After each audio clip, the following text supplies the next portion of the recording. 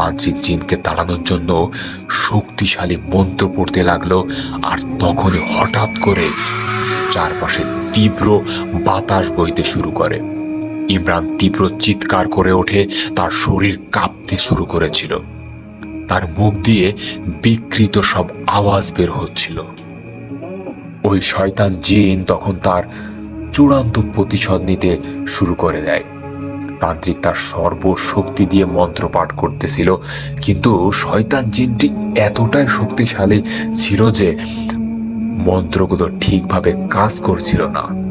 হঠাৎ করে ইমরানের শরীর থেকে কালো ধোঁয়া বের হতে শুরু করে, আর সেই ধোঁয়ার ভিতর জিনের ছায়ামূর্তি স্পষ্ট দেখা যায়।